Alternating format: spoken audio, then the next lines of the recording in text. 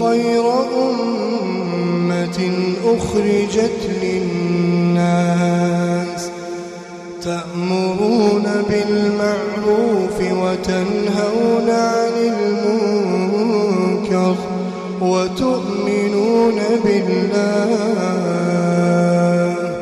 ولو آمن أهل الكتاب لكان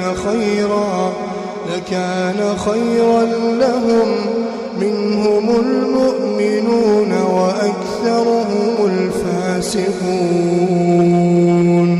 بسم الله الرحمن الرحيم. الحمد لله رب العالمين، الصلاة والسلام على أشرف الأنبياء والمرسلين نبينا محمد وعلى آله وصحبه أجمعين. قال المؤلف رحمه الله فيه مسائل. مصنف رحمه الله د خپل عادت سره سم د هر باب په اخر کې مسائل راوړي او هغه مسائل ذکر کوي کوم چې دغه باب نه مستنبط کیږي راوځي تینا. مصنف رحمه الله په دې باب کې چې کوم مسائل راټول کړي هغه بیانوي. فرمایي چې التغلیظ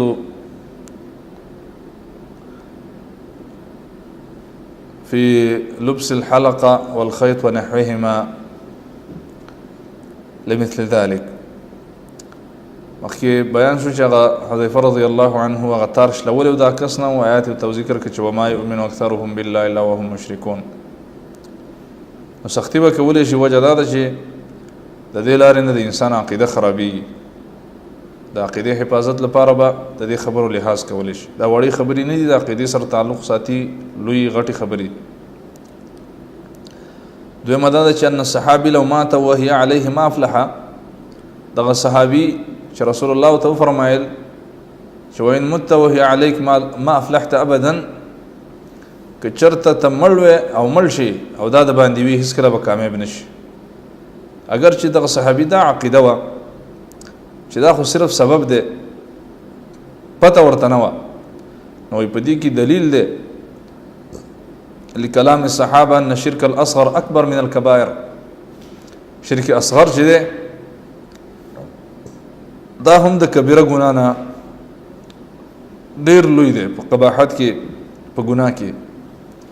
دویم دا چې انه لم يعذر بالجهاله، دا صحابي په جهالت باندې معذور ونه ګڼل شه،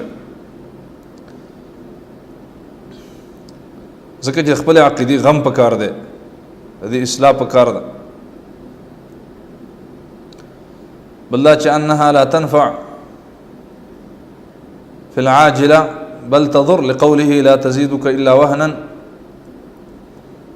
دا شینه چې دي دا کنجکې منجکې او دا تارونه او دا کلوشي او دا شینه راځوړندول چې دي دا هیڅ فایده نه ورکوي. یاد وساتئ بلکې دا ضرر ورکوي. لکه رسول الله فرمایي لا تزيدك الا وهنا، دا بس تا نورم وهن زید کی، تینا ځان وساته. دارنګه الانکار بالتغلیظ على من فعل مثل ذلك، څوک چې دا کارونه کوي په هغې باندې سختي کول پکار، دا مه کوه ځکه چې دا ستا عقیده تباه کوي، ایمان دې تباه کوي. دارنګه تصریح بان من تعلق شیئا وکیل الیه، څوک چې سره زړن کی الله بیا هم هغې ته وسپاري، او چې الله دې یو تار ته وسپاري نو تار به ستا څه وکړي؟ هغه غیر دې روح شی دی، هېڅ عقیده هېڅ نه لري هېڅ، خو انسان چې دی شیطان د هغې په عقیده باندې او په دماغو باندې لوبې کوي. والله مشرکان په دنیا کې احمق ترین انسانان مشرکان دي، ډېر قمقل، وجه دا ده چې د حقیقت خلاف کوي. همدارنګه التصریح بان من تعلق تمیمة فقد اشرک، چا چې کنجکې راځوړندې کړلې او په هغې کې د خیر او د نفع عقیده وساتله نو ده د الله سبحانه وتعالی سره شرک وکړه. همدارنګه ان تعلیق الخیط من الحما من ذلک، څوک چې د تبو دپاره تارونه غاړو ته راچوي، خپو ته یې اچوي، لاسونو ته یې اچوي، دا هم شرک دی د رب العالمین سره.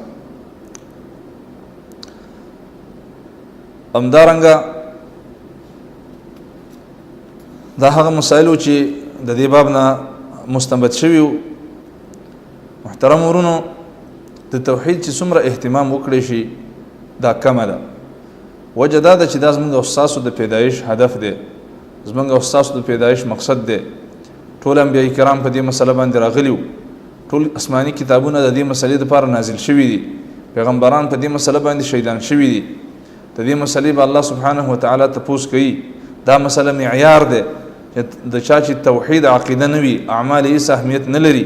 هر څومره اعمال چې وکړي ولو کان من اعبد الناس، اگر که په ټولو انسانانو کې ډېر عابد وي خو چې د توحید نه عقیده خالی وي نو دا په دنیا کې ذلیله او په آخرت کې د اور مستحق ګرځي.